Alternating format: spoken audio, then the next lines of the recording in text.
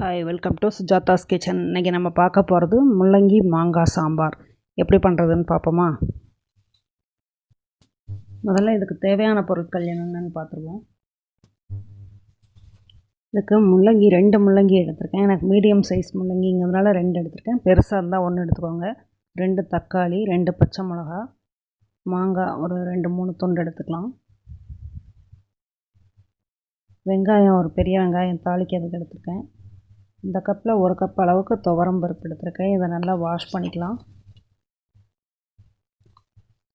இப்போ இது கூட நறுக்கி வச்சுருக்க முள்ளங்கி, தக்காளி, 2 பச்சை மிளகாய் எல்லாம் சேர்த்துக்கலாம்.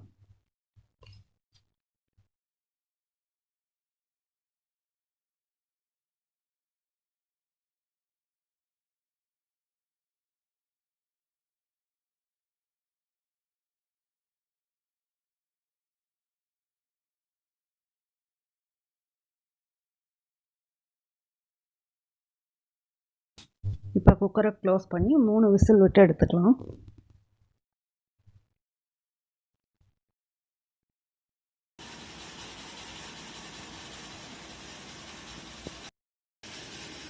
இப்போ பருப்பு ரெடி ஆகிடுச்சு. இதை முதல்ல ஒரு கரண்டியில் கொஞ்சம் கிண்டி விட்டுக்கோங்க. ஆறிடுச்சுன்னா பருப்பு குழையாது. இப்போ கடாய் அடுப்பில் வச்சுக்கலாம். இப்போ இதில் 1 ஸ்பூன் நல்லெண்ணெய் ஊற்றிக்கலாம்.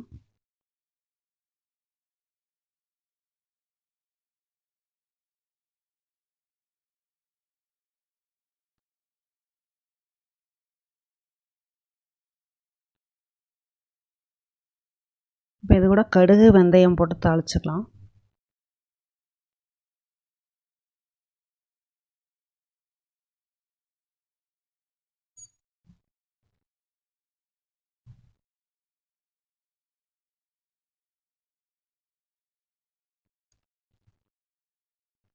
இது கூட வெங்காயம் போட்டுக்கிறேன்.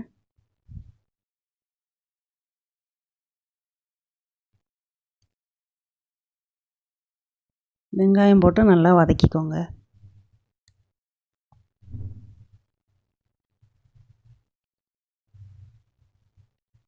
ஓரளவுக்கு வதங்கினோன்னா இது கூட 2 ஸ்பூன் மல்லித்தூள்,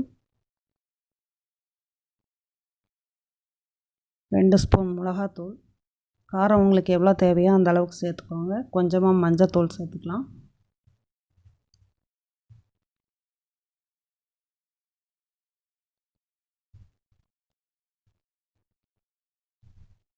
இது கூட கொஞ்சம் பெருங்காயம் சேர்த்துக்கிறேன்.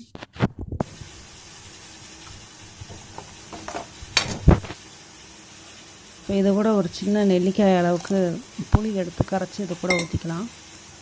இது கொஞ்சம் கொதிச்சதுக்கப்புறம் இதை பருப்பு கூட சேர்க்குறேங்க.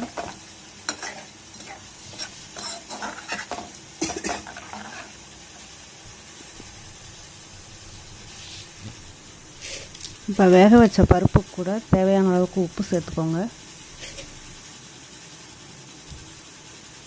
நறுக்கி வச்ச மாங்காவை இது கூட சேர்த்துக்கலாம்.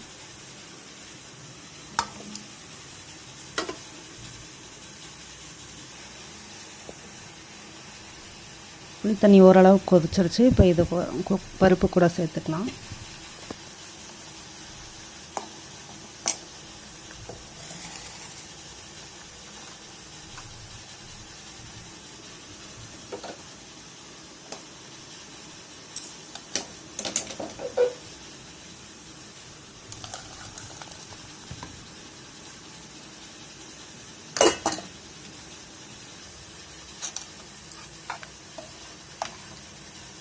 இப்போ இது கூட உங்களுக்கு தேவையான அளவுக்கு தண்ணி சேர்த்துக்கோங்க.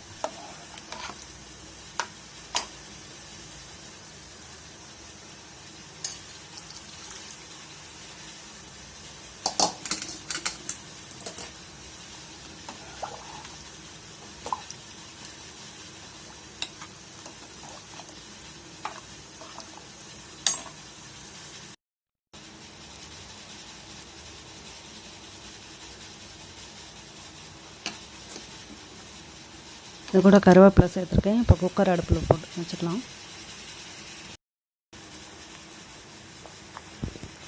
கொதிச்சு சாம்பார் வாசம் வர ஆரம்பிச்சிருச்சு.